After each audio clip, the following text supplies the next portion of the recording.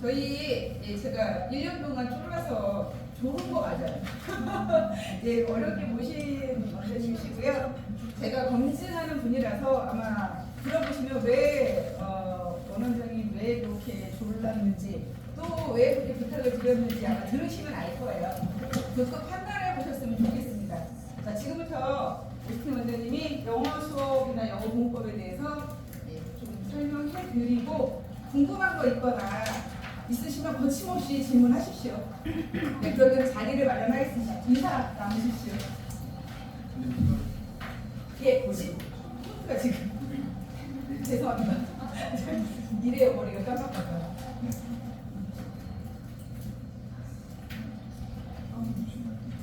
여기 앞자리 불을 꺼야 돼. 시청 여기 앞에 불 좀 꺼주시고요. 이렇게 없나? 이렇게 없네?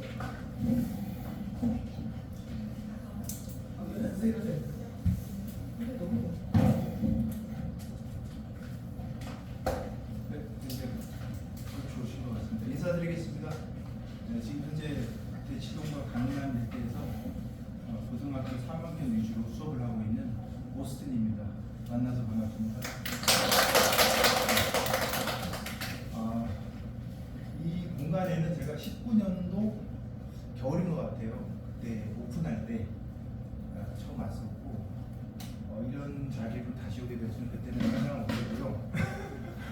굉장히 인연이 깊은 것 같습니다. 원원장님하고 이번에 전부터 계속 말씀을 하셨어요. 여기 좀 수업을 열어주면 안 되겠냐고.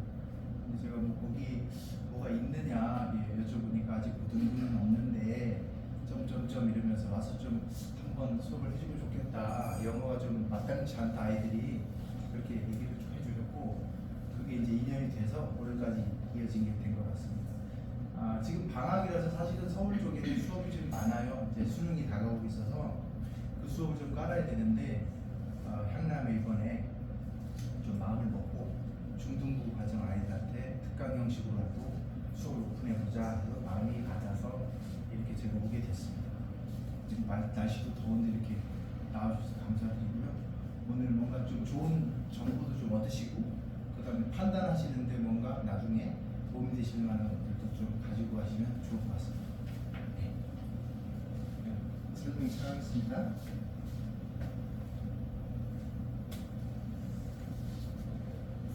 네, 오늘 설명이 크게 세 가지 정도 큰 테마로 진행을 하려고 합니다. 첫 번째는 먼저 이제 영어 얘기하기 전에 지금 그 입시제도 바뀌는 거는 아시죠? 지금 6학년, 중1, 중2, 중3이 다 공통으로 바뀌거든요. 2028년 대입 개편안이 확정이 됐기 때문에 공통으로 좀 아셔야 될 부분들이 있어서 입시 전반에 대한 내용 살짝 짚고 그 다음에 변화된 부분들 살짝 말씀드리고 공유 드리고 그러고 나서 이제 중반부 지나서 제 영어에 대해서 말씀을 드리겠습니다. 대입을 먼저 큰 틀을 잠깐 살펴볼게요. 뭐 아시겠지만 저희는 제가 이제 오늘 설명회 준비하면서 조금 눈높이를 조금 제 딴에는 조정을 한 거니까 혹시 조금 뭐 너무 쉽다거나 이렇게 이해가 되시더라도 감안해서 들으시면 좋겠습니다. 전체적인 설명 먼저 드릴게요. 대입은 아시다시피 수시와 정시가 있습니다. 그래서 수시에서는 9월 초순에 6장의 원서를 쓰게 되고요. 대표적인 전형은 교과 전형하고 학종, 그 유명한 학종이 있죠. 그래서 교과는 내신 성적이 주로 되는 거고요. 학종은 내신하고 학교 생활, 학교 활동 그런 것들 학생들의 기재가 되는 걸 보고 정성평가라고 그러죠. 수치화할 수 없는 것들을 평가하는 것입니다. 학종, 교과가 대표적인 수시의 전형이 되겠고요. 그 다음에 정시는 수능, 11월 중순쯤에 있는 수능을 보고 성적이 나오면 12월에 가나 답은 각각 한 개씩 3장의 원서를 쓰는 거예요. 그래서 대입은 그게 6+3, 그래서 9번의 기회가 있는 것입니다. 그렇게 구성이 되고요. 논술은 뭐 잠깐 말씀드리면 요 시기, 수능 전식이나 수능 끝나고 논술 시험이 있는데요. 각 대학별로 진행을 하고 근데 경쟁률이 굉장히 높아요. 몇백 대 1 이러거든요. 그런 논술은 나중에 2학년 말이나 늦게 되면 3학년 들어가서 준비를 하는 아이들도 있습니다. 근데 처음부터 점수를 생각할 필요는 없어요.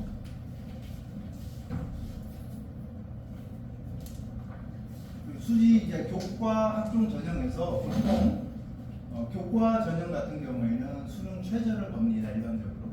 그다음 학종에서는 일부가 또 걸리거든요. 지금은 많이 걸리고 있는 상황이고요. 단순하게 학교 내신이나 생활만 잘했다고 해서 되는 것이 아니고 수능에서도 어느 정도 성적을 거둬야 최종 합격이 됩니다. 수능 최저를 못 맞춰서 결국 불합격되는 학생들 비율이 매년 30%에서 40%고 왔다 갔다 하거든요. 그러니까 굉장히 이게 크죠. 지금 고3들은 이제 이것 때문에 굉장히 스트레스 받는 일이 많은 거예요. 요거는 얼추 되는데 요게 고민인 애들도 많겠죠. 그래서 수능 최저가 굉장히 마지막에는 화두가 된다. 그다음에 정시 같은 경우는 이제 거꾸로 가는 거예요. 지금 표시는 안 돼 있지만 수능 점수를 가지고 가는데 학생부도 들어갑니다. 그런데 그 비중이 굉장히 낮아요. 그러니까 정시 같은 경우에는 거의 정시 100%다라고 이해를 하셔도 무방해요. 현재는. 지금은. 근데 지금 우리 중3 이하는 달라져요. 그게 조금 이따 말씀드릴게요. 그래서 잠시 보시면 여기 전형별 이제 퍼센테이지거든요. 이쪽 게 전국이고요. 이쪽 게 스카이, 서울대, 연고대, 교육감고사. 뭔가 좀 확 다르죠. 네, 여기 보시면 정시가 맨 끝에 있는데 정시 비율이 스카이가 쭉 올라가죠. 네, 그래서 이 뭐 경기권에 많은 그런 재수 학원들이 많잖아요. 거기에 있는 애들이 다 이거죠. 이거 하려고 가는 애들이에요. 40%나 뽑으니까 한번 재수해보자. 한 문제 틀려가지고 작년에 의대 못 갔는데 이렇게 되는 거죠. 그래서 이렇게 가는 거고, 전국은 왜 저렇게 낮냐면 지방대학들 같은 경우에는 교과 전형을 많이 뽑아요. 네, 그러다 보니까 이 전체적으로 밸런스가 안 맞는 거죠.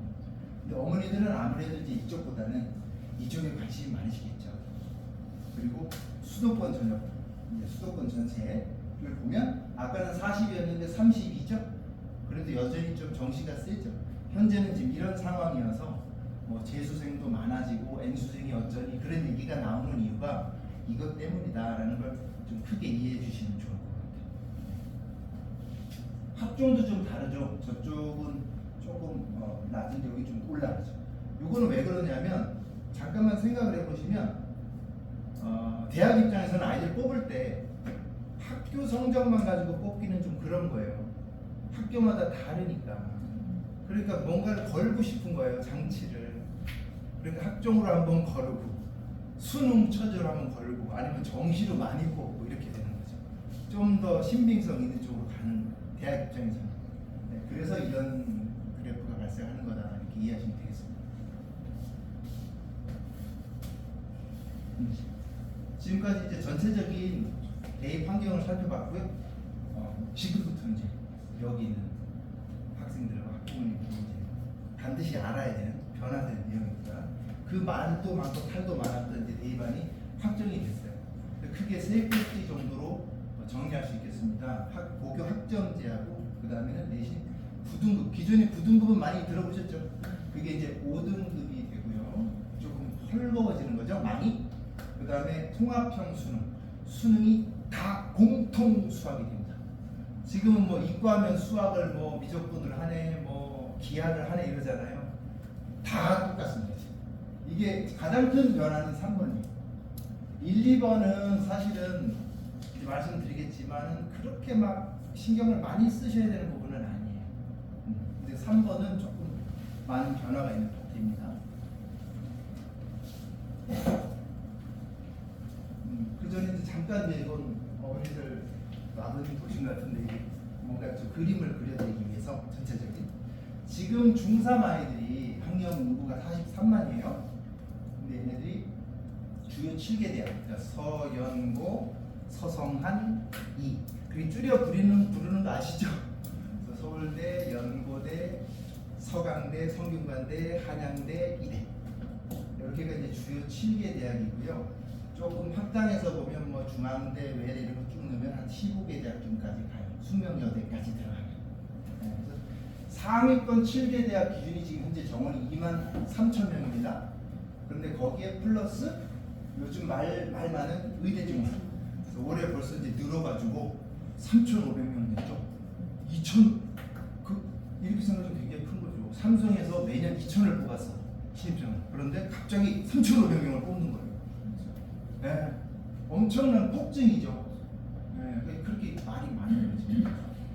그래서 의대 증원도 늘죠. 그다음에 뭐 관련 의지 한약수 인기 좋은 상위권 카이스트 뭐 특수 대학들 이런 거 다 합치면 한 10,000명 정도 대략 늘어난다고 보거든요.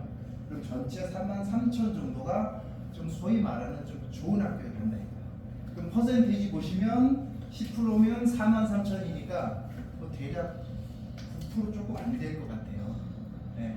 그러니까 그림을 그리시라는 거예요. 아, 우리 아이가 경쟁을 하는데 어차피 한 9% 안쪽에 들면 이런 데 갈 수 있구나. 이렇게 그냥 큰 그림을 그리시라고 제가 잠깐 말씀드렸습니다.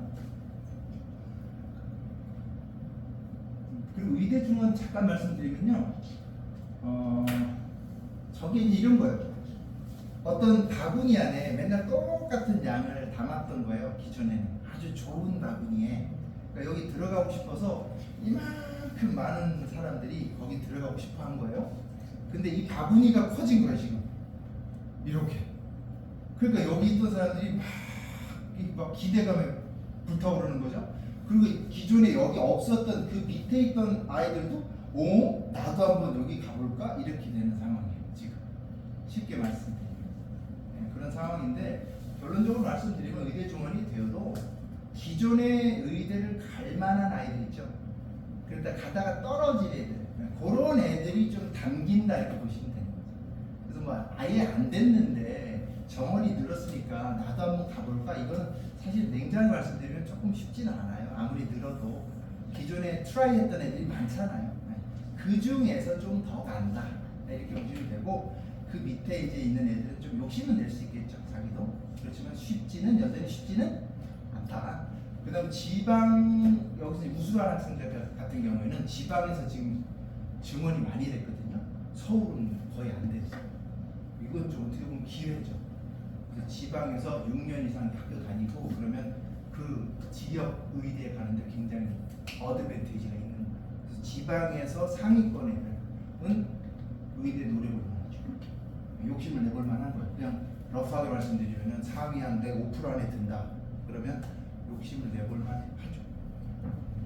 그런 상황이다. 자, 이제 하나씩 알아보겠습니다. 첫 번째, 아까 세 개 뭐였죠? 고교 학점제, 그 다음에 내신 5등급, 그 다음에 통합, 이렇게 했죠. 각각 살펴보겠습니다. 첫 번째, 고교 학점제. 이거 별거 아니에요. 뭐 말이 좀 이상한데 단위 아시죠? 단위. 그래서 뭐 학교에서 뭐 일주일에 영어가 4시간이다. 4단위 이렇게 얘기하잖아요. 그 단위가 그냥 학점이에요. 고교 학점제는 그냥 고교 단위제고, 그럼 뭐가 다르냐? 왜 이렇게 말을 바꿨냐면 내용은 딱 하나 있어요. 뭐냐면 고등학교 2학년, 3학년 때 과목이 전에 없던 과목이 새로 많이 생겨요. 지금 중3부터.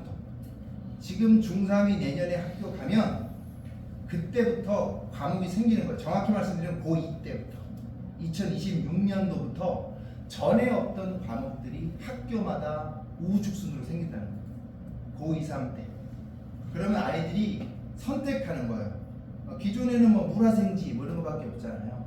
근데 그냥 물리가 아니라 이따 말씀드리겠지만 뭐 요즘 굉장히 전문적인 그런 학과들이 많잖아요. 그런 거를 과목에 개설하는 거죠. 대학교처럼. 그러면 개인이 가서 그걸 선택해서 듣는 거예요. 그런데 이제 뭐 우리 학교에는 내가 듣고 싶은 게 없어. B 학교에는 내가 듣고 싶은 게 있는데 뭐 유전 생물 기초가 있대. 그럼 워낙 생물에 관심 많은데 옛날 같으면 그냥 생2 들어야 되는데 저쪽 학교에는 유전과 생물학이 있다는 거야. 그럼 거기 가서 들을 수 있어요. 그럼 성적은 어떻게 산출되냐면 거기에서 산출돼요. 그 B 학교에 A 학교에서도 오고 C 학교에서 올 수 있겠죠. 그럼 거기에서 산출이 되는 거예요. 그런 구조. 좀 변화된 구조긴 하죠. 애초에 그게 왜 생겼냐면요. 문재인 정부에서 어떤 교육 이런 정책을 바꿀 때는 철학이 있잖아요. 왜 그러느냐가 있거든요. 이유. 왜 그렇게 했냐면 지금이 아시다시피 다양성의 시대잖아요. 그러니까 아이들이 관심도 다양하고 세상도 너무나 빨리빨리 바뀌고 그러니까 거기에 시대에 걸맞게 다양한 과목을 개설해서 아이들의 창의성과 어떤 선택권을 자기 주도성을 확보해 주자라는 차원이었던 거죠. 교육 철학, 정책적 그 배경 그렇게 했고 그 다음에 등급도 좀 이따 말씀드리겠지만 5등급제에서 그냥 절대평가만 하려고 했어요. 비수, 이수 이렇게 나눠가지고 왜 그랬냐면 얘들한테 점수 가지고 안 하겠다 이거죠. 애신학교 취지. 그래서 학종이 굉장히 강조가 될 거라 그랬거든요. 학교 생활 잘해야 된다 이제. 근데 윤석열 정부 들어오면서 그게 각색이 된 거예요 지금. 네, 어머니들께서 잘 모르시겠지만 바뀐 거예요 살짝. 그래서 원래는 절대 평가만 하기로 돼 있었는데 그걸 그냥 옛날처럼 상대 평가를 해버린 거예요. 그러니까 뭔가 짬뽕이 된 거예요 지금. 이게 뭔가 뒤섞였어요. 안 맞아 뭔가. 근데 어쩌겠습니까? 그렇게 확정이 된 거예요. 그러니까 우리는 그냥 있는 그대로 일단은 이해를 해야 되니까 제가 잠깐 배경은 말씀드렸어요. 원래는 그런 취지였는데 약간은 뭐 나쁘게 말하면 변질된 거예요. 어쨌든 그런 상황이고 고교 학점제는 정리드리면 고교 단위제인데 어떤 과목들 다양한 과목을 개인이 선택할 수 있다는 것 때문에 이렇게 이름을 바꾼 거예요. 대학교 개념을 좀 넣은 거다 이거죠. 그렇게 이해하시면 되고 그럼 우리 아이 어떻게 해야 돼요 선생님? 고2, 고3 때 자기가 가고 싶은 대학의 학과 특히 그 계열이겠죠 학과 거기에 맞는 과목을 기본적으로 선택해서 들으시면 돼요. 그런데 여기 관련돼서 얘기는 되게 많을 수 있어요. 뭐 하나만 말씀드리면 내가 예를 들어서 유전과 생물학을 B학교로 가서 들으려고 정말 순수한 마음에 갔어. 근데 가서 보니까 거기 공부 잘하는 애들이 다 와 있는 거예요. 그럼 어떻게 되죠? 옛날 원래 취지 같으면 아무 문제가 없어요. 그냥 듣고 이수했습니다. 절대평가하니까 A 나왔네요. 다 A네요. 그럼 관계없는 거예요. 근데 지금은 바뀌었잖아요. 그럼 상대평가를 한단 말이야. 그러면 거기 다 잘하는 애들이 모였어. 내가 갔더니 한 30명 모였는데 15등도 못할 것 같아. 그러면은 어떻게 되겠어요? 내 순수한 마음이 퇴색되겠죠. 그럼 거기서 갈팡질팡하겠죠. 그럼 또 그 정보전이 치열하겠죠. 거기 누가 오는지 그런 지금 사태가 벌어지게 됩니다. 그래서 그런 데까지 들어가면 너무 복잡해지고요. 오늘은 그냥 큰 제가 아웃라인만 말씀드리겠습니다. 근데 너무 걱정하실 필요 없어요. 좀 제가 생각할 때는 좀 어느 정도 많이 듣는 아이들이 있는 쪽에 가서 관심 있는 쪽 가면 되는 거예요. 그러다 보면은 이 취지가 퇴색되는 거예요, 사실. 그냥 굵직굵직하게 묶이는 거예요. 다양하게 될 수가 없을 거예요, 현실적으로. 8명 듣는 반에 가면 1등급 받으려면 몇 등 해야 돼요? 1등 해야 돼요. 그런데 가고 싶겠냐고. 자기 주관 지키면서. 이거 쉽지 않을 거다. 현실적으로 쉽지 않을 거다. 그래서 제가 아까 전에 이거 별로 의미 없다 라고 말씀드립니다. 과목은 이제 이렇게 편성이 됐는데 한 가지 이렇게 과목들이 고1 때는요 제가 너무 이쪽으로 말씀드렸는데 고1 때는 다 공통입니다. 다 공통이에요. 이따 한번 더 말씀드리겠지만 내년에 고1이 되면은 지금 현재 중3들이 똑같은 과목을 배우게 되어 있어요. 전부 다. 문이과 전부 다. 대한민국 공통. 네. 그리고 2학년 때 가면 쫙 흩어집니다. 네, 그렇게 보시면 돼요. 자, 그다음 두 번째는 5등급제 개편이죠. 기존에는 9등급제였죠. 이렇게 됐었죠. 기존에는 4%, 7%, 12% 기타 이렇게 되는 거죠. 그래서 상위 4%, 1등급, 11%까지 2등급, 23%까지 누적 3등급 이렇게 됐거든요. 조금 촘촘하죠? 근데 이게 지금 어떻게? 1, 2등급 거의 합쳐서 1등급 그 다음에 3, 4등급, 4등급 중간선까지 잘라서 2등급 이렇게 됐거든요. 그래서 제가 며칠 전에 그 입시 담당하시는 분하고 얘기를 좀 사담을 나눴는데 제가 질문했어요. 소장님, 만약에요 얘들 중3 애들요 1학년 중간기말, 2학년 중간기말, 3학년 1학기 중간기말 총 10번의 시험이 있거든요. 내신은 거기 중에 다 10% 안에 들어서 11111인데 딱 한 학기만 11% 돼가지고 2등급 되면 전체 평균 되면 걔가 한 1.1 될 거 아닙니까? 그럼 걔는 어떻게 될까요? 이렇게 여쭤봤어요. 그랬더니 한 건대 정도 가겠죠? 제가 어머니들한테 지금은 고3이 아니기 때문에 이렇게 좀 전체적인 직관만 드리는 거거든요. 그러니까 지금 이렇게 되면요 정말 피튀길 거예요. 내년 내신 때 딱 봐도 어떤 생각 딱 드세요? 내년에 우리 애가 학교 갔어. 그럼 등급이 5개밖에 없어. 이렇게 말씀드릴게요. 등급이 2개야. 2등급제. 그러니까 하나는 합격 등급, 하나는 탈락 등급이야. 그럼 어떻게 되죠? 완전히 그냥 피튀기겠죠. 합격에 들려고. 그러니까 이게 좁아질수록 사실은 조금 더 편한 거예요. 어떻게 보면 헐거워질수록 사실은 부담스러운 거죠. 네, 그런 거고 내년이 되면 아마 1등급 10% 안에 드느냐 안 드느냐가 엄청난 관심사일 거예요. 이 차이가 너무 크기 때문에. 네. 그래서 되게 스트레스 많이 받을 거예요. 지금은 뭐 2나 3이나 돼도 뭐 2.2 나올 수도 있고 하니까. 근데 이렇게 되면은 좀 스트레스가 더 많을 거다. 그렇게 말씀을 드릴 수 있습니다. 헐거워졌지만 사실은 부담이 커졌다. 이건 아까 뭐 말씀드린 그대로고요. 좋은 학교 가려면 1등급 즉 10% 안에는 들어야 그래도 최소한의 기준을 마련한 거다. 아까 전체 중에 9%가 좋은 학교 간다 그랬죠 제가? 그러니까 딱 떨어지잖아요. 네, 그렇게 이해하시면 돼요. 아무리 못해도 여기 안에는 들어와 줘야 되겠죠. 그죠? 아무리 못해도 일로 나가면 정말 힘들어지는 건 좀 아니라고 봐야 돼요. 그 다음에 빨간 부분 잠깐 봐주시면요. 사고력, 문제 해결력을 평가하는 논서술형 평가가 확대된다. 요거 좀 주지하셔야 됩니다. 앞으로 점점 서술형, 논술형이 강화가 되거든요. 근데 그걸 바로 수능에 적용하기가 힘들잖아요. 수능은 그렇게 하면 채점도 복잡하고 힘들겠죠. 그래서 학교에서 조금 더 먼저 내신에서 강화합니다. 그리고 지금 현재 초육 있죠. 초육. 지금 초육 때는 수능에서도 서술형 얘기가 나오고 있습니다. 알고 계십시오. 논서술형 강화된다. 고등학교 가면 이제 시험 보면 객관식 말고 주관식에서 이제 다 갈리는 거죠. 더 강화된다고 했으니까 알고 계시면 되겠습니다.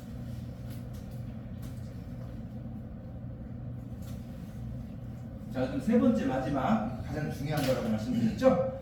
통합형 수능. 지금 현재 수능은 이게 문이과 계열별로 다르단 말이에요. 과목 보는 게. 수학 같은 경우는 문과는 공통 수학에다가 확통, 확률과 통계 듣고 이과 애들은 보통 미적분 아니면 기하 이런 거 듣게 돼 있는데 영어랑 국사만 공통이잖아요.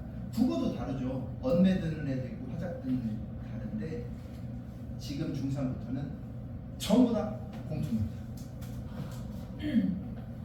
그러니까 이게 문이과 통합이라는 거를 정말로 실현시킨 거예요. 문이과가 없는 거죠.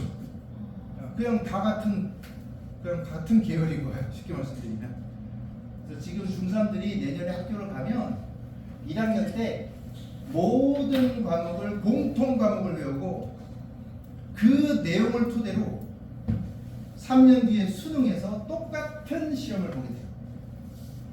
똑같은 시험. 한 가지 말씀드리면 예를 들어서 과학탐구 같은 경우에 과학탐구 아까 저기 물화생지 4개 있다 그랬잖아요. 근데 그거를 고등학교 1학년 갔어요. 과학 시간이 됐어요. 통합 과학 시간이에요. 거기서 물화생지를 다 배우는 거예요. 기초적인 것만. 네. 그러면 2학년 가면 어떻게 돼요? 아까 말씀드렸죠. 2학년부터 어떻게 돼요? 쫙 흩어지잖아요. 자기 관심사대로.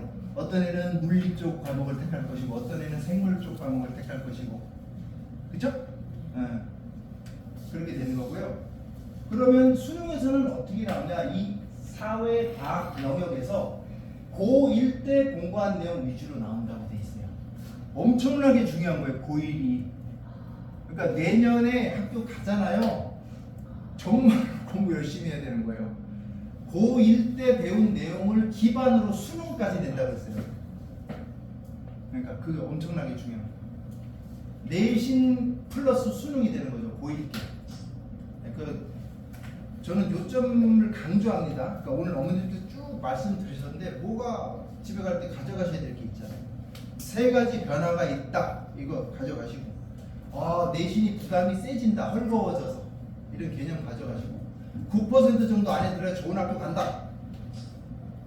상위 15개 대학은 한 15% 정도 보시면 돼요. 전체 100% 중에 15% 상위에 들면 서울에 있는 그래도 좀 이름 들어본 학교 갈 수 있다. 이렇게 보시면 돼요. 15%, 9%, 15%. 그 다음에 수능은 통합수능이다. 엄청난 변화다.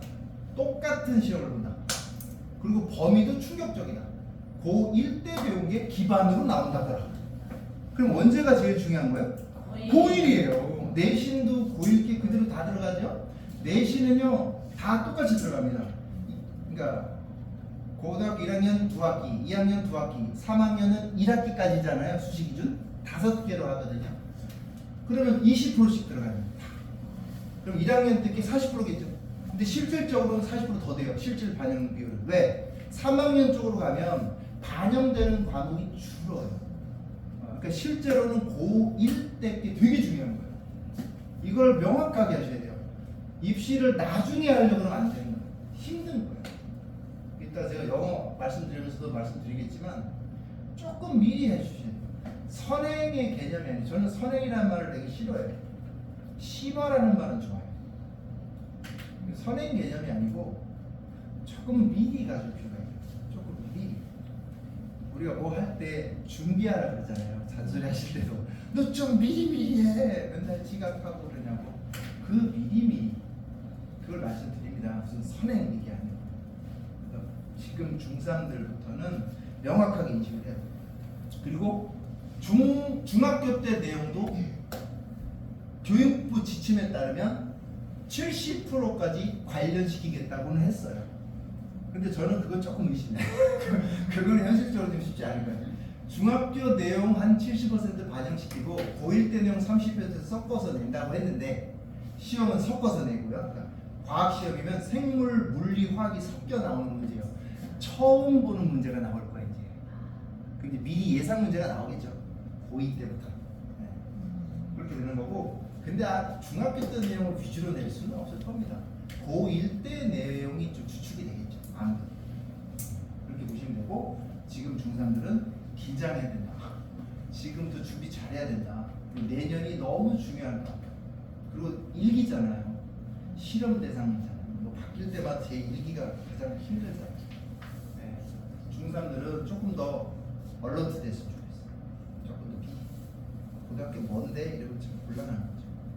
근데 정말 다가온 거예요. 퍽 하고 변화도 심하고. 그리고 하나 더 말씀드린 게 너무 많지만 문이과는 없어졌지만 성향은 있잖아요. 성향. 그럼 우리 애가 문과야. 그럼 이런 판이면 어떨까요? 되게 불리해지는 거죠? 수학 잘하는 애들도 다 똑같은 거 본다며.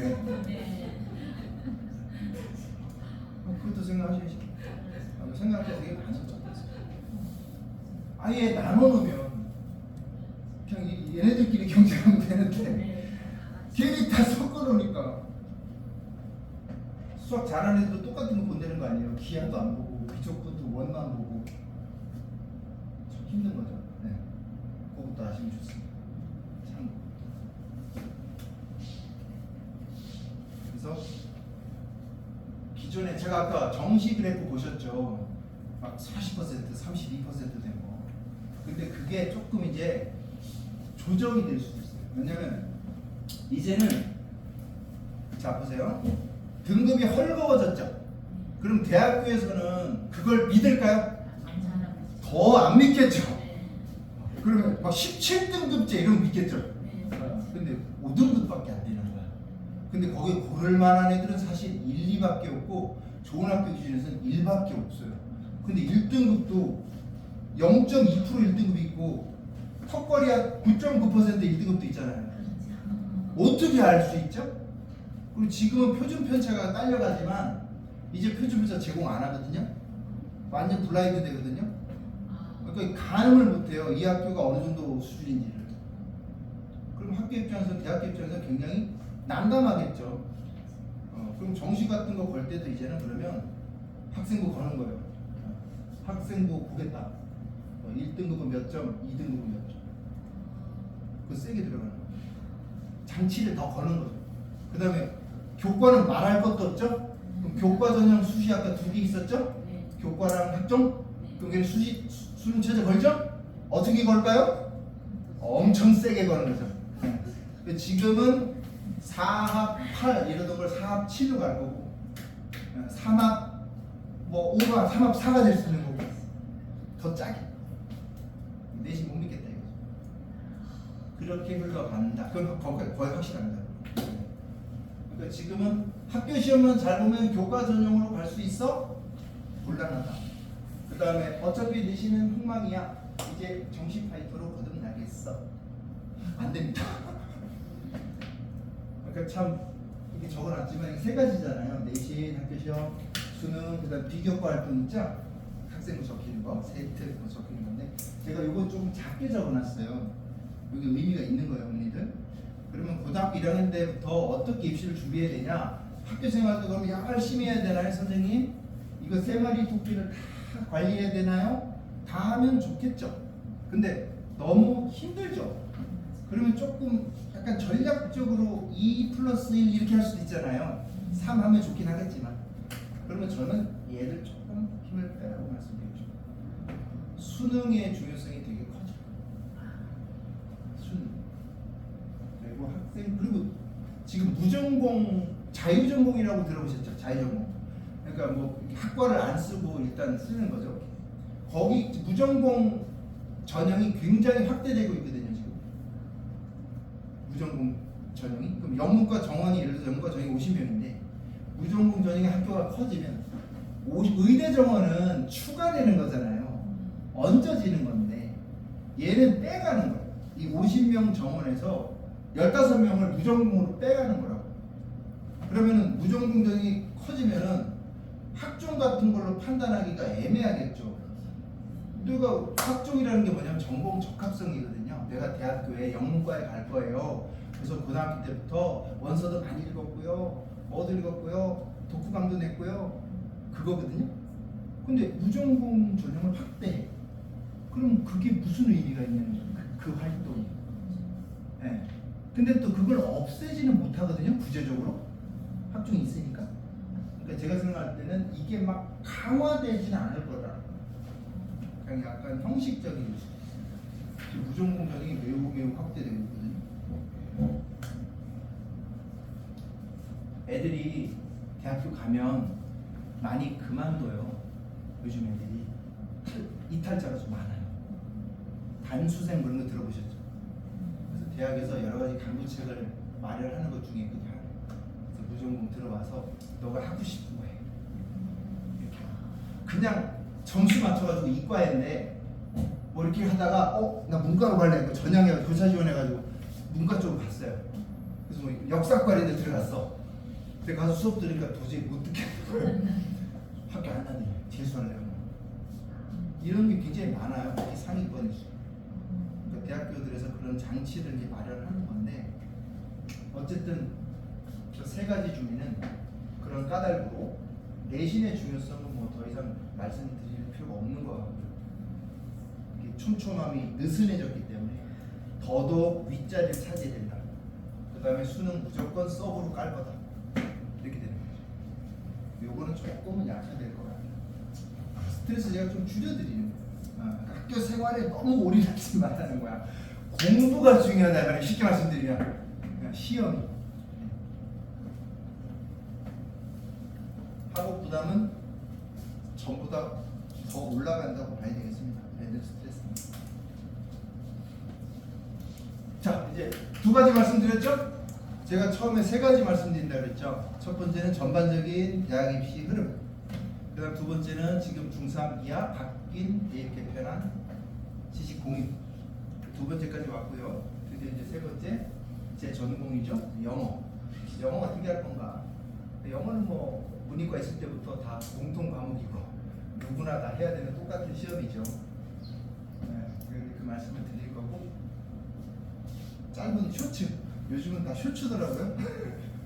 잠깐만 같이 보시겠습니다. 소리가 나올까요?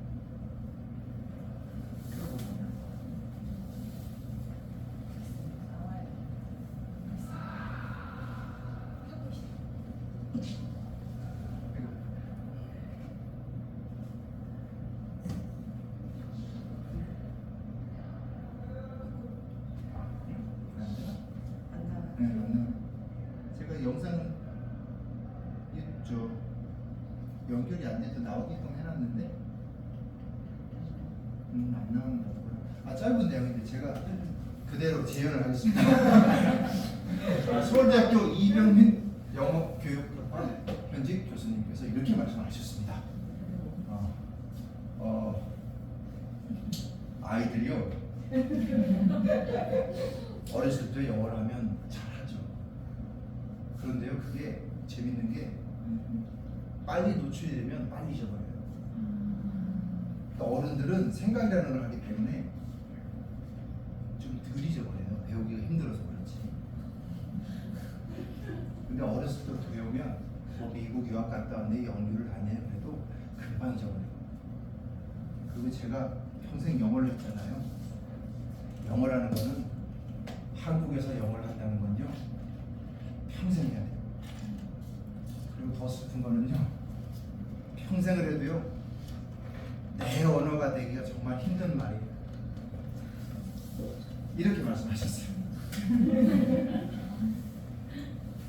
이 말씀을 제가 왜 드리냐면 영어라는 게 정말 어려워요. 우리 인정할 거 인정해야 될 것 같아요. 저도 영어 전공자고 영어 선생을 20년을 하고 있지만 절대 쉽지 않아요. 정말 잘하는 건 쉽지 않습니다. 요즘 뭐 유튜브 보면 막 뭐 광고하잖아요. 영어 클래스들 너무 많죠. 와 저한테 내가 뭐 3개월이면 뭘 한다 여행 가서 뭐 프리토킹을 한다 그러고 막 난리인데 그렇지 않아요. 저는 과장된 말씀은 드리고 싶지 않아요. 제가 오늘 강의 다 들어보시면 느낌 오실 텐데 현실적인 얘기예요. 영어라는 거는 한국, 일본 이런 나라 사람들한테는 너무너무 힘든 언어. 내 것처럼 되질 않아요.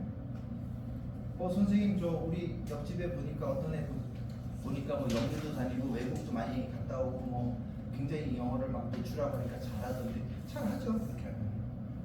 근데 그렇게 해도 안 되는 애도 많아요. 맞죠? 제 말 맞죠? 그렇게 해도 안 되는 애도 많아요. 영어가 그만큼 어렵다는 겁니다. 그래서 아이들 너무 닥달하지 마세요. 되게 힘든 거예요. 영어 잘하는 게. 그러니까 영어에 대해서 우리가 조금 겸손해지자 이런 말씀 제가 기본적으로 드리고 싶은 거예요. 조금 너무 막 이렇게 오버할 필요가 없다는 거죠. 힘든 거. 좀 이따 왜 힘든지 보여드릴게요. 제가 어떤 결과가 나고 있는지 지금. 그래서 교수님께서 좀 멀리 바라게 말씀하신 거예요. 너무 급하게 안 된다. 그런데 이건 이제 제 원론적인 얘기고 제가 드리고 싶은 말씀은 지금 좀 전에 얘기는 영어 일반에 대한 얘기예요. 영어라는 건 일반적인. 지금 저희들이 원하는 건 뭐죠? 시험이죠. 학교 시험, 수능 이거잖아요. 좁아졌잖아요. 너 영어 잘해? 이게 아니잖아요. 시험 잘 봤어? 수능 몇 점이야? 요게 궁금한 거잖아요. 그렇게 좁혀 들어오면 해결책이 좀 있다. 이거죠. 네. 그래서 공부가 재능인가 이게 질문 들어보신 적 있나요 혹시? 어머님 아버님들? 그냥 즉각적으로 대답을 생각하면 더 헷갈리거든요. 피아노 잘 치는 게 재능이에요? 아니에요? 재능이에요. 축구 잘하는 게 재능이에요? 재능. 예체능은 쉽게 나오죠. 근데 공부는 재능이야? 이러면 굉장히 고민돼요. 이게 재능이다 이게 아니다 그래도 좀 애매하거든요. 그게 왜 그러냐면요. 예체능은요 영역이 좁잖아요. 하는 사람이 적어요. 자기들끼리 막 터지죠. 그러니까 정말 저건 재능인 것 같은. 근데 공부는 어때요? 다 나누지 않는데 제너럴하게 모여 있잖아요. 그러니까 여기서 재능이다 이러면 되게 억울한 거야. 나도 그럼 뭐 이 수많은 사람들이 들러린 거야? 그 인정이 안 되는 거죠. 근데 사실은 공부도 재능이겠죠. 어렸을 때 저희들 경험 보면 공부 잘하는 애도 있잖아요. 비슷하게도 더 잘하고 이해력도 빠르고 책도 막 빨리 읽고. 그렇죠? 그렇지만 아까 그 영어 일반과 좁히는 것과 마찬가지로 공부도 그렇게 볼 수 있는 거겠죠. 재능이다라고만 볼 일이 아니라 많은 사람들이 모여 있으니까 노력하면은 올라갈 여지도 그만큼 큰 거죠. 그렇게 이해하시면 될 겁니다. 공부도 재능이죠. 그렇지만 너무나 많은 사람들이 같이 있기 때문에 내가 하기에 따라서는 올라갈 수 있는 영역도 넓은 거예요. 좁은 데끼리 막 싸우면 거기는 힘들 거 아니에요. 그렇게 이해하시면 될 것 같아요. 공부도 재능이긴 하지만 내가 어떤 식으로 방법을 찾고 열심히 하냐에 따라서는 이 올라갈 수 있는 폭이 클 수 있다. 범위가. 그렇게 이해하시면 좋을 것 같습니다. 그래서 영어에 뭐 노출하냐 생활하냐 이런 거는 지금은 중학교 단계부터는 관계가 없는 것 같아요. 영어도 이제 공부, 영어는 공부가 아니에요, 언어예요, 그런데 아니에요, 공부예요 이제는. 네, 현실적으로 우리는 시험을 봐야 되기 때문에. 그래서 특정한 시험은 특정한 방법으로 접근을 해야 되겠죠. 토익 시험 보는데 그냥 영어 공부 열심히 하면 돼, 영어 그냥 열심히 하면 시험도 잘 봐, 이건 답이 아니라는 거예요. 왜냐하면 그 토익이라는 시험은 유형이 있잖아요. 거기에 맞게끔 공부를 해줘야 되겠죠. 그러니까 여기 내신 시험이나 수능도 똑같은 거죠. 유형이 정해져 있다는 거예요. 그러니까 거기에 국한되어 있기 때문에 집중적으로 효과적으로 공부하면 효과가 나는 거죠. 그래서 특정 시험은 특정한 방법으로 접근하면 가능하다. 그렇게 결론이 나는 거죠. 영어 일반은 힘들지만 이렇게 보시면 돼요. 자, 개괄적인 설명을 드렸고 이제 좀 좁혀 들어가겠습니다. 이번에 6월, 7월 시험도 있었는데 결과 아직 안 났고요. 고3 6월 시험 같은 경우에 영어 1등급이 무료라고 해야 될까요? 고작이라고 해야 될까요? 1.47%. 아까 옛날 1등급이 몇 프로였죠? 4%. 영어 1등급이 몇 점이에요? 어머니 여러분들? 90점이에요. 90점만 넘으면 돼요. 90점 넘는 비율이 1.47. 그리고 제가 평가원 자료를 뒤져봤더니 영어 1등급이 1.47, 2등급이 8.0. 전국의 영어 시험 봤는데 9% 남짓만 80점 이상이에요. 그러면 선생님 아까 특정한 시험은 특정한 방법으로 하면 잘 된다면서요. 영어는 절대평가잖아요. 왜 이렇게 안 나와요? 답은 뭘까요?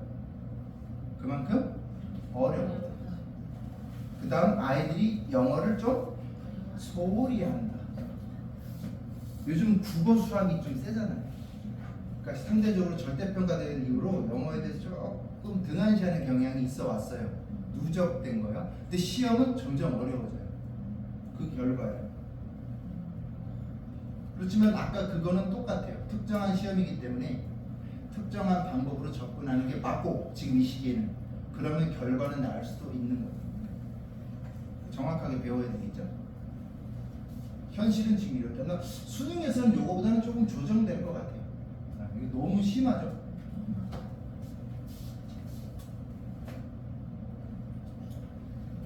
그러니까 수능 문제가 왜 이렇게 어렵냐? 시립대 교수님 이제 분석을 했어요. 작년 수능을 분석했더니 대부분이 미국 석박사 과정 전공서적에서 추출한 거더라. 미쳤다. 이렇게 막 비판을 하신 거예요. 그 글자 잘 보이실지 모르겠는데 여기 두 번째 거 잠깐 보시면요. 지금의 수능은 문제풀이 기술만 익히는 과정으로 전락. 스피드 게임식 평가도 바뀌어야. 이렇게 이제 비판적으로 말씀하신 거예요. 근데 제가 이걸 띄운 이유는 수능 영어가 그만큼 어렵다는 거예요. 만만하지가 않다.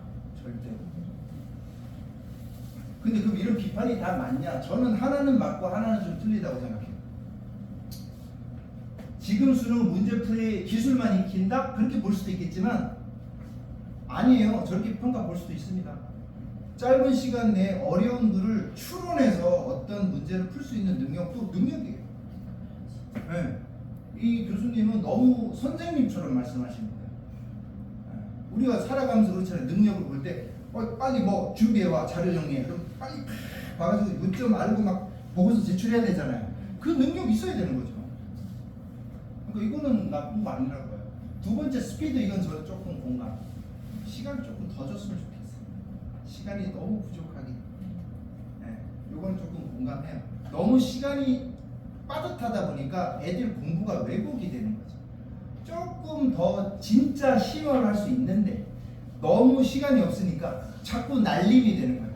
네, 그다음에 강의하는 사람들도 마찬가지예요. 결과는 내야 되니까 막 무슨 비법 얘기만 하는 거예요. 네, 그렇게 가는 수밖에 없는 거죠. 빨리 풀어야 되기 때문에. 근데 시간을 조금만 더 준다면 사실은 그거는 저는 좀 좋을 수도 있다. 애들이 조금 더 천착할 수 있으니까. 이건 저도 조금 아쉬워요. 시험을 하루 동안 보다 보니까 그래요. 모든 과목 수능을 하루에 보다 보니까. 어쨌든 수능 영어가 매우 어려운 데서 추측해 오는 것이다. 그걸 좀 아시고요. 이런 뭐 교육공학 기초 이론 이런 거에서만 뽑아왔다는 거예요. 그 지문 중에 문제를. 네. 자, 그래서 이렇게 이제 영어라는 과목이 그동안 아이들한테 절대평가되면서 조금 이렇게 등한시되어 왔고, 근데 그 와중에 또 영어의 중요성은 점점 더 중요해지기 때문에 시험의 강도는 점점 세지고 있다는 거죠. 네. 그런 환경에서 지금 어떻게 영어를 접근하고 해야 되냐, 이게 이제 저희들의 과제겠죠. 지금 고등학생들만 여기 있으면은 뭐 이런 얘기 할 필요가 없죠. 제가 쭉 이렇게 끌어올 필요가 없고 그냥 실전 들어가면 되는 거예요. 그런데 이제 중학생이기 때문에 제가 예비 중1도 있을 수 있다고 말씀을 들어서 이렇게 준비를 한 겁니다. 그래서 그 예비 중1이 네, 지금 태연이? 초입니다. 네. 중3이요. 지금 뭐가 유린이? 네. 이렇게 들었어.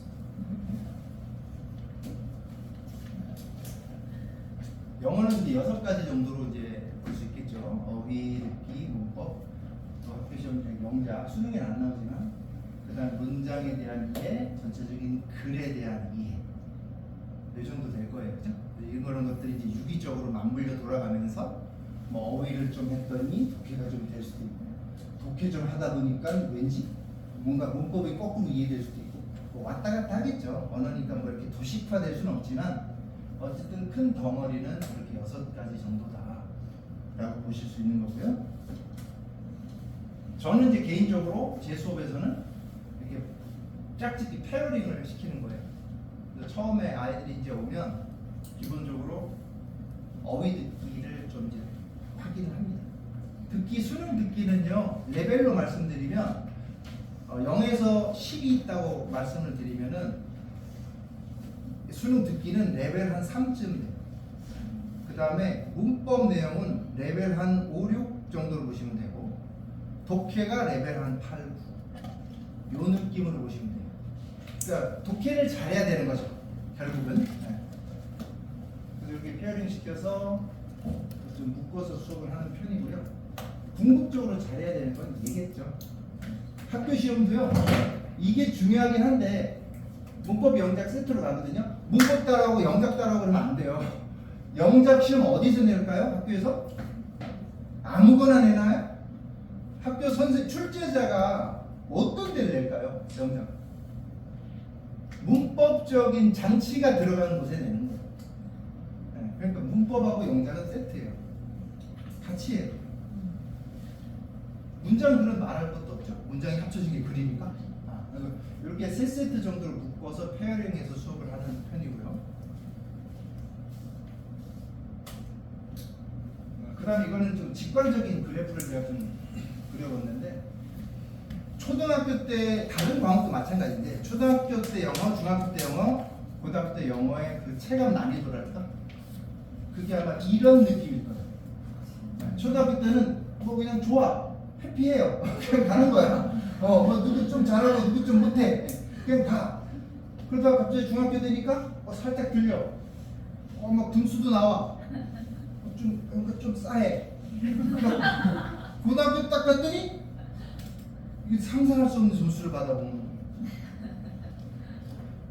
중학교 때 영어 학교 시험 90점 그럼 어때요? 우리 느낌이 별로 잘하는 거 아니죠. 자랑할 점수가 아니죠. 고등학교 가면요 90점 넘잖아요. 엄청나게 자랑스러운 거예요. 엄청나게 자랑 점수입니다. 확 들려요. 제가 진짜 마음 같아서는 이렇게 수직으로 긋고 싶죠. 확 들린다.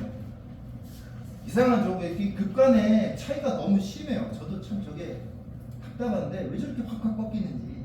아이들도 근데 변하긴 하죠. 초등학교 다니다가 중학교 가면 느낌 확 다르고요. 그죠? 중학교 있다가 고등학교 가면 뭔가 신세계 같고, 대학교 가면 또 전국에서 애들 다 오고 그런 거 있긴 한데, 공부도 저렇게 되는 거는 저도 조금은 이해가 안 되는 측면이 있어요. 그래서 이 가격이 생기겠죠? 이거 어떻게 메꿀 거냐 이거죠. 그냥 이 선만 따라가면 이거 못 메꾸잖아요. 그러니까 중학교 과정에서 다는 아니지만 고등학교까지 가는 이 공백을 메꿔줘야 되지 않겠어요? 상식적으로. 그러니까 중학교 때 그냥 중학교 공부만 해. 학교 시험 대비만 해. 아 내신 A 나왔어. 100점이래. 안 되는 거죠. 안 되는 거죠. 그래서 부모님 학원 입장에서는 어머니를 설득하기가 좀 힘들긴 한데, 저는 솔직히 중학교 때는 학교 시험 신경 쓰지 말아보고 싶어요. 너무 방해가 돼요. 애들이 하는 용량은 정해져 있어요, 사실은. 근데 학교 시험에 막 올인을 하는 거야. 그러니까 나머지 중요한 걸 할 때 힘이 안 나. 그렇게 되는 거고. 근데 어머니들은 또 그게 안 되는 거죠. 조바심이 나니까. 당장 학교 시험 막 잘 안 나오면 안 되는 것 같고 그런 느낌이 있는 건데, 현장에서 보면 중학교 때 지금 시험은 정말 하기 싫을 때가 좀 있어요. 왜? 우리 목표는 여기인데 이거 준비해야 되는데 왜 여기 따라가고 있냐 이거죠. 그런 느낌? 중학교 때 중학교 과정만 해가지고는 큰일 난다 이런 걸 강조하고 싶은 거죠. 이거 현실이에요. 확 꺾입니다. 그래서 저는 아까도 말씀드렸지만 좀 심화를 좋아한다고 했잖아요. 선행, 영어도 뭐 선행이라고 표현할 수 있겠죠. 저 초등학교 6학년 때 막 원서 위주로 공부하고 뭐 테드 보고 그러면 그게 일종의 선행이겠죠. 하지만 심화라고 표현할 수 있을 거예요. 또 다른 표현. 방향을 잘 잡아야 될 텐데, 저는 기본적으로 영어 방향은 큰 틀에서 이런 식으로 저는 잡고 있어요. 어휘를 외울 때는 저는 세트로 외워요. 항상 단독으로 외우지 않습니다. 우리가 글을 읽을 때 하나 뜻을 아는 게 아니잖아요. 한 번에 풍 이렇게 읽잖아요. 그래서 영어도 어휘를 외울 때 덩어리로 외운다. 그 다음에 글의 구조에 대한 이해. 수능 같은 거는요, 한 문장이 6줄 되는 것도 있어요. 그럼 거기서 어떤 건 버리고 어떤 거는 취하고 그게 돼야 되거든요. 숲을 봐야 되겠죠. 이 내용이 전체 뭔지.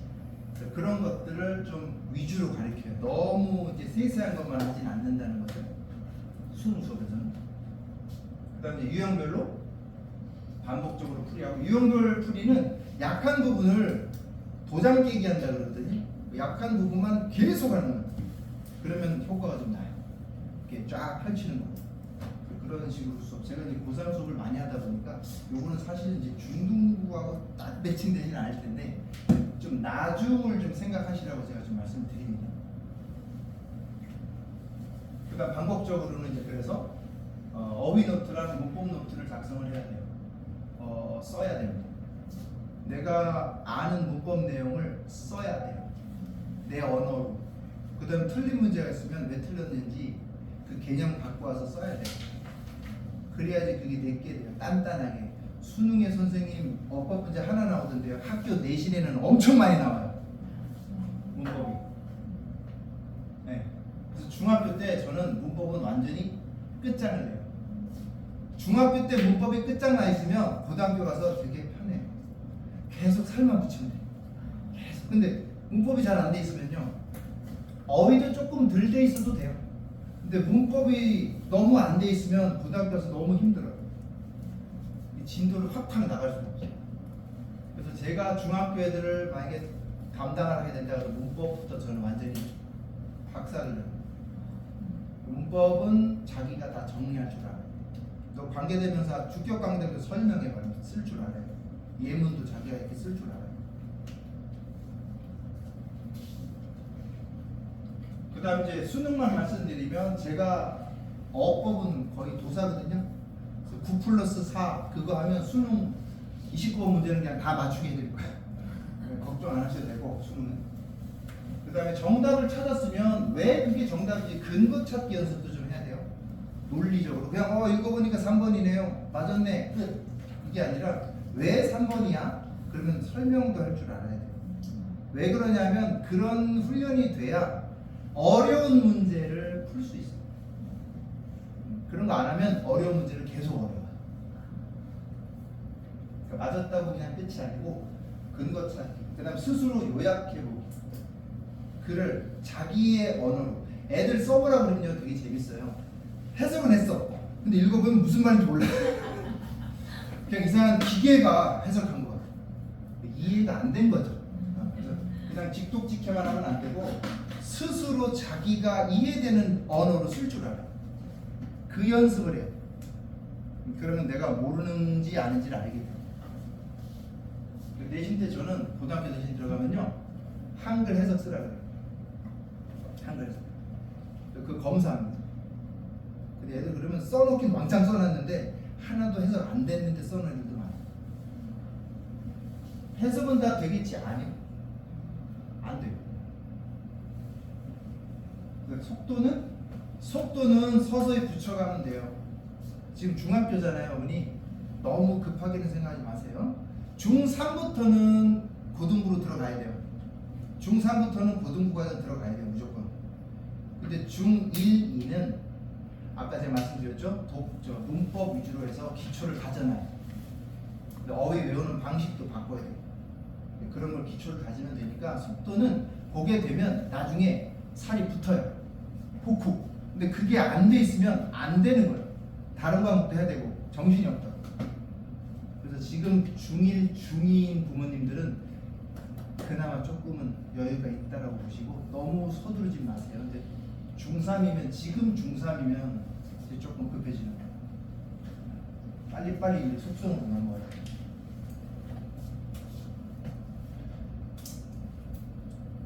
저는 수업은 평소에 이제 특징은 이번 특강은 조금 더 말씀드릴 텐데 조금 달라요. 특강이기 때문에. 일반적으로 수업은 아까 말씀드린 대로 이렇게 어휘, 덩어리 테스트, 3회 정도 반복으로 돌려 이렇게 물려서 외우게 하고 단어 한 번 봤는데 잘 안 외워지거든요. 그리고 자꾸 겹치게 해줘요. 그리고 일주일에 외운 거 한 번 정리해줘야 돼요. 그리고 내 노트 만들어서 써야 돼요. 이거 노트 만들어주면 제가 시험 봐줍니다. 개별적으로. 저는 1대1 수업은 못하지만 과외가 아니니까 1대1처럼 관여는 해주는 부분이 있어요. 그게 바로 이런 거예요. 그 다음에 또 모르는 거 있으면은 1대1로 걔가 모르는 걸 알 수 있으니까 적어놓은 거 보면 알잖아요. 그거 위주로 알려줘요. 그러면 1대1 효과가 좀 나는 거죠. 그러니까 문법 강조 드렸고요. 문법이 돼 있어야 학교 내신에서 문제가 없다. 그 다음 문장 분석, 그다음 자기가 해석할 수 있는 능력, 그냥 기계 같은 직독직해가 아니라 내가 이해한 해석, 그걸 써야 된다는 거예요. 그 다음에 주제 쓰기, 뭐 아까 근거 찾기 비슷한 거고요. 그 다음에 학교별로 내신 분석, 학교별 내신 분석은 뭐 제가 뭐 완전히 자신 있습니다. 전 제 전공 같아요. 내신은 기대하셔도 좋습니다. 제가 이제 10% 됐잖아요. 전까지는 제가 1등급 만들려고 그러면 학교에 3% 되죠. 되게 힘들어요 그거는. 솔직히 1등급 무조건 만드는 건 쉽지 않아. 근데 이제 10% 됐잖아요.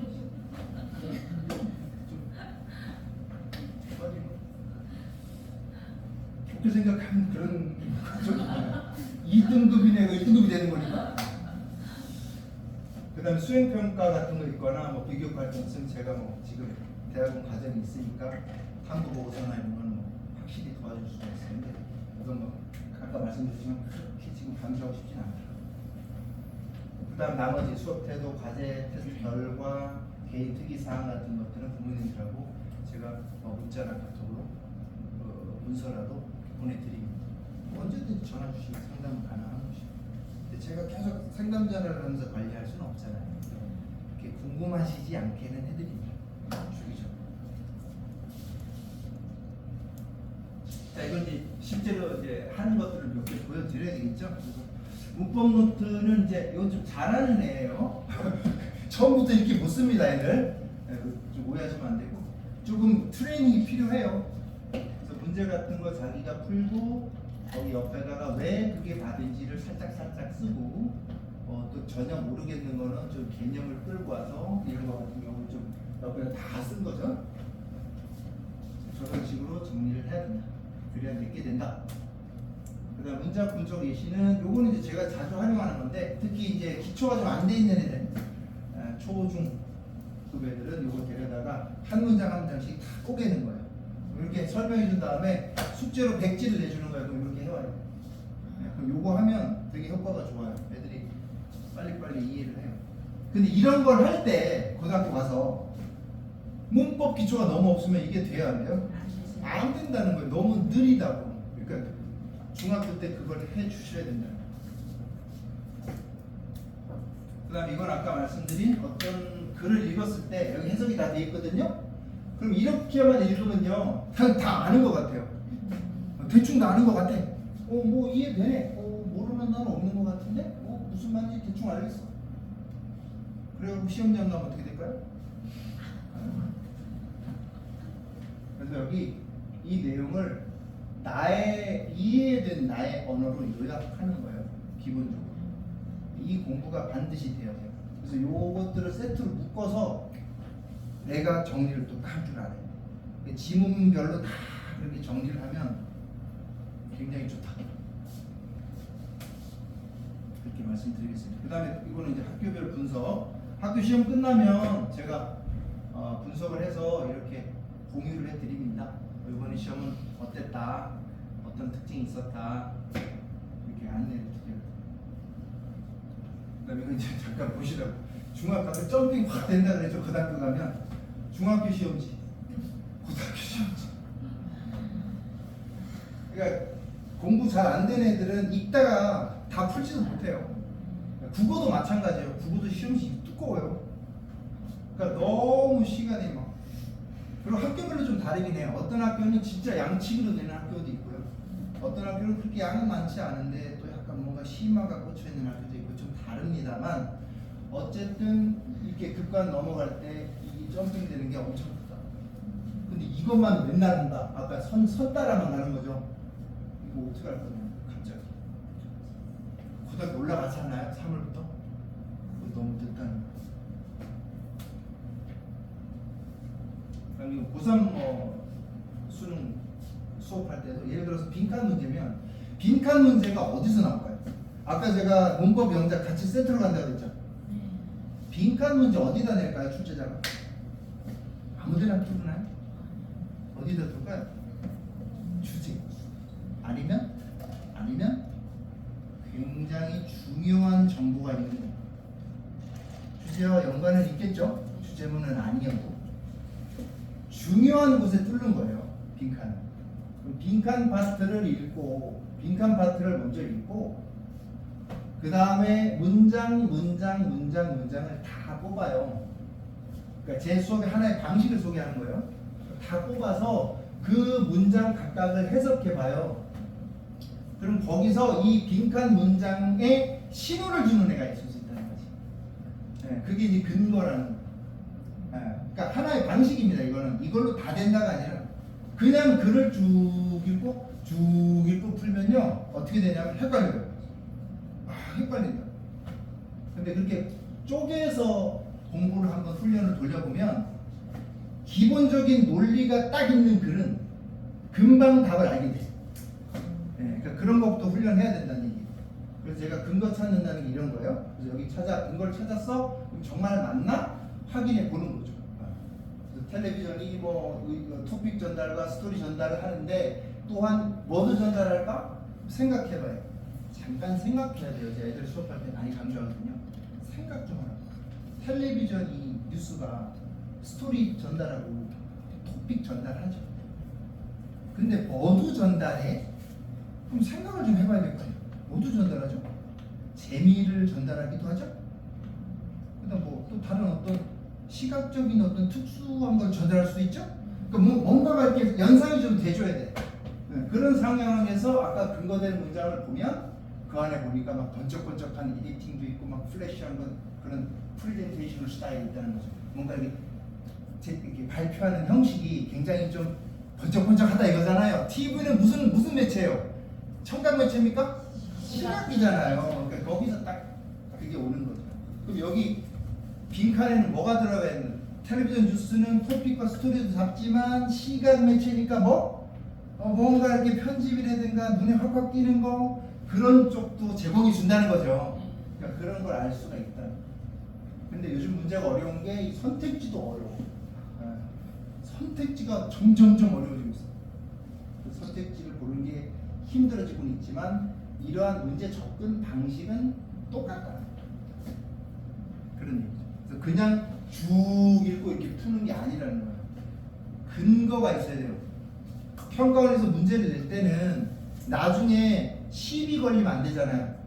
그럼 이거 왜 5번이에요? 그러면 딱 집어요. 이렇게. 언어 논리가 딱 맞아야 되는 거지. 근데 평소에 이렇게 공부를 안 해. 그러면 계속 감으로 하는 거야. 감.